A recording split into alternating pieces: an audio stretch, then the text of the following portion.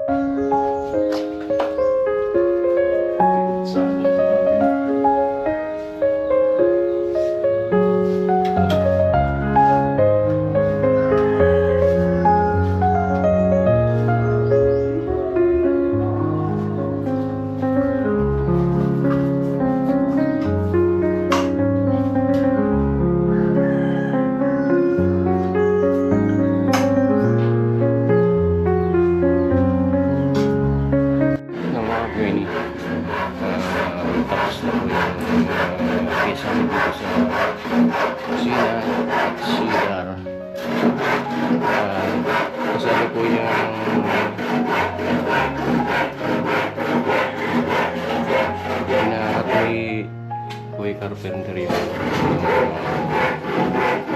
ginawa niya.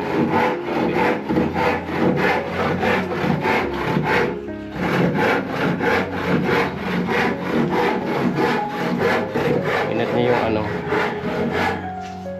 isang parte ng cabinet kasi dito siya nagsukat. Ayan, tama naman yung sukat niya. Kaya lang, hindi na sa pangyayari. Dito pala sa parting to ay paano maliit yung sukat. Hindi pantay. Hindi sa pantay dito sa dingding. Dito maliit. Pati dito. Tapos, dun yung sugat niya, tama. Kaya lang pag inalagay yung iatas na yung cabinet, pagdating dito sa bangga siya. Bangga kasi hindi pantay pala yung pagkagawa ng pagka-budi. Pagka-finish ng semento, hindi pala pantay. Kaya pinakat niya yung isang parte ng cabinet para lang magkas siya. Sigurado nang may konting awang dito. Konting awang. Magtaas ng cabinet. Pero at least may papasok yung cabinet. Hindi gaanong marami yung nasisira. Hindi pantay yung magka-finish ng semento. Kaya nagsukat siya dun sa tulian. Lalagyan ng cabinet. Pagdating dito sa unahan, maliit pala. Maliit pala dito. Lumiit.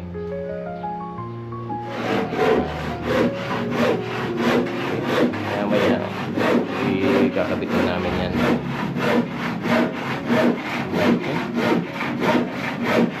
Dito sa kusina.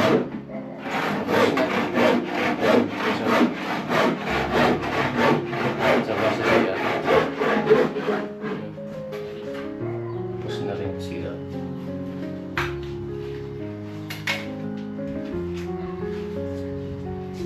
Okay.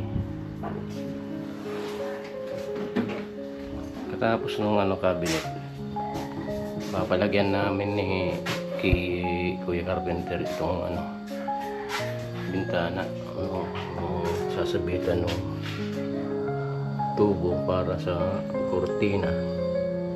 Yung hook dito, i-screw.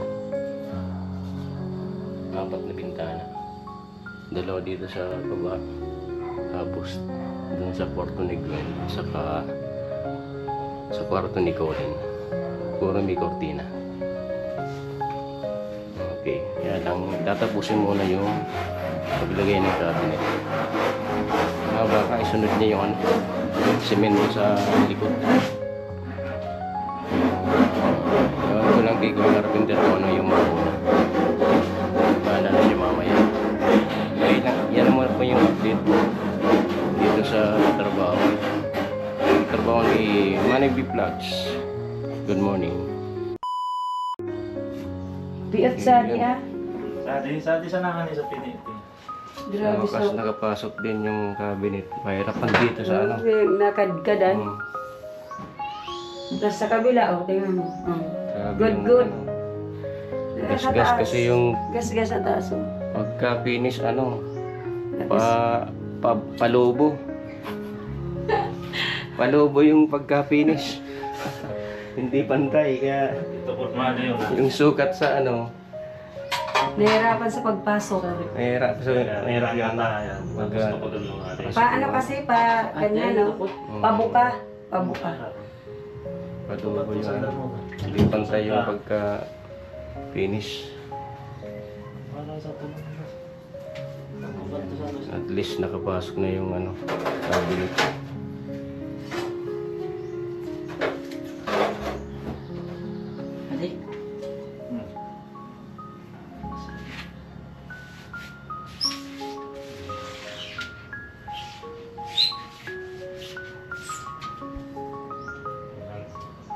Kaya ngata mo na ko yan.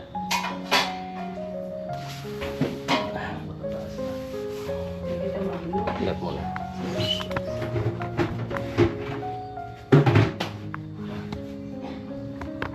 Ate ha?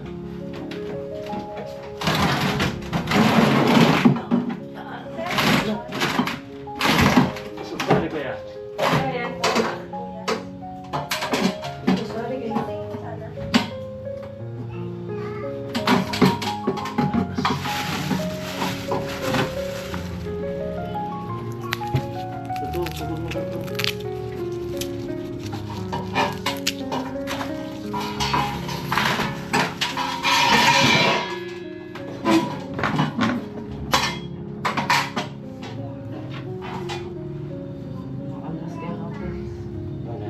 Sige ha? Yan, Tama parang na, okay na. kanan. Ay, Yan siya ha? Ba? Yan makausap sa atin.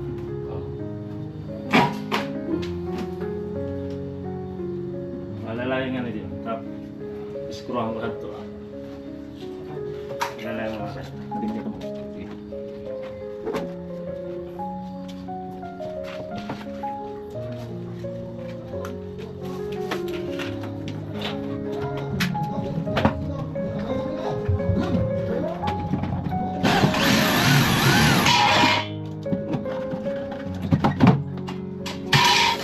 Ayun.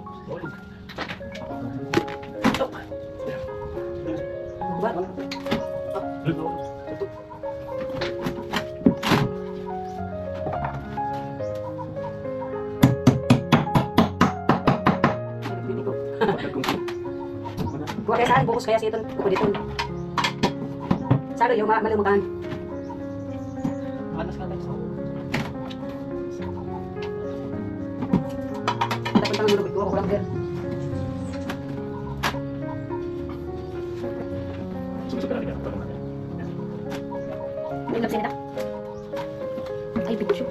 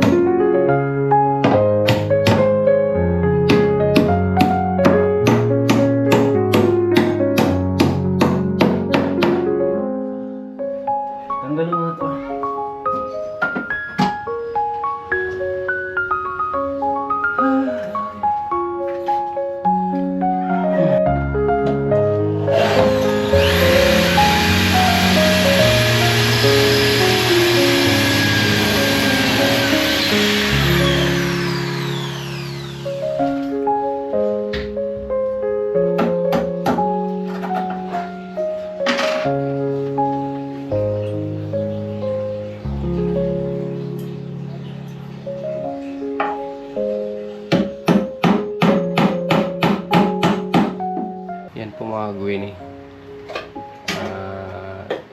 nilalagyan na unti-unti ni mama ng ano yung pwedeng ilagay sa hanging cabinet na ginawa ni Kuya Carpenter.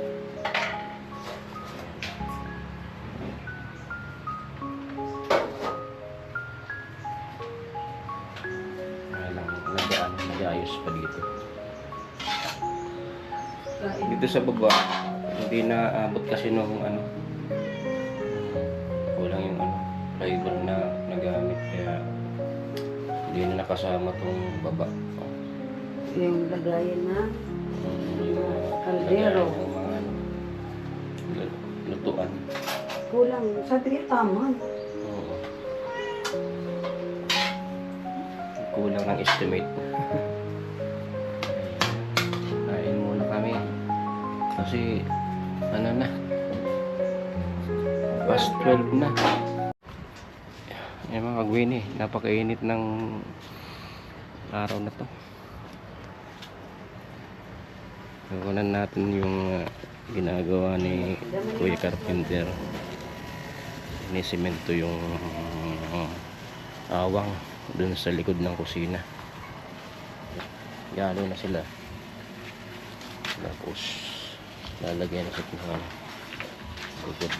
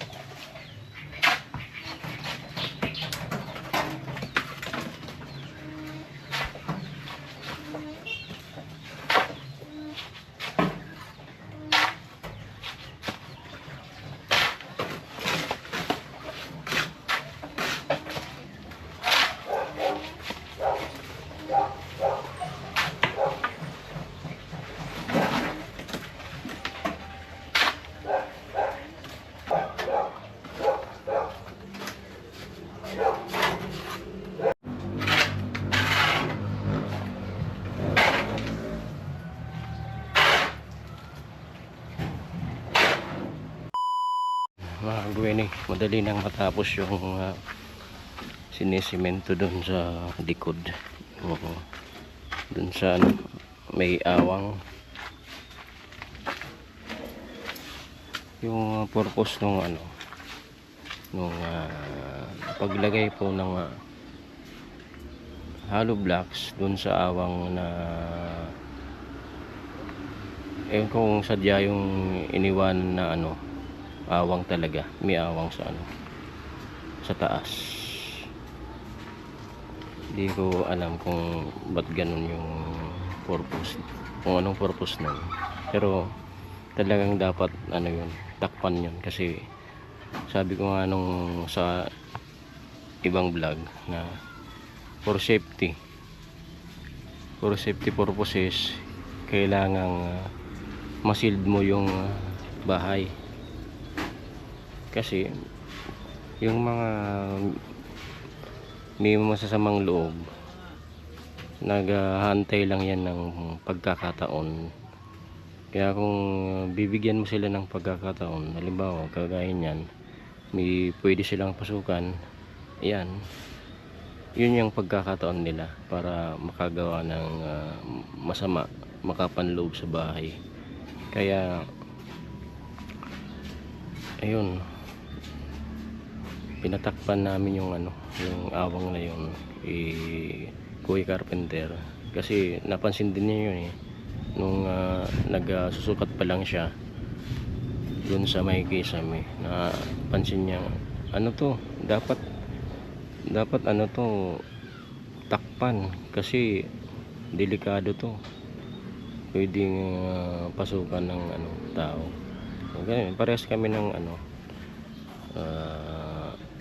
napansin dun. Kaya yun na, nung sabihin niyang yan, takpan natin, tapos mga ilang hollow blocks lang naman yan para for safety nga. Kaya ayun, nakasama siya sa biniling materials through the sponsorship of Manibee Plugs sa Kisame. Kaya nakasama yung yung pasimento dun sa taas.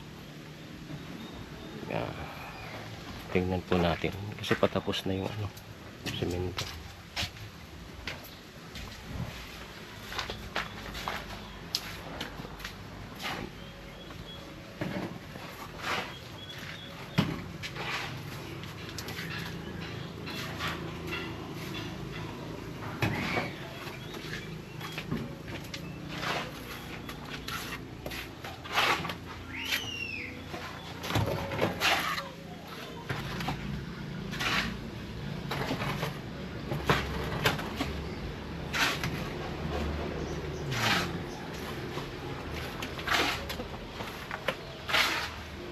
Pero di ko na unang purpose kad to.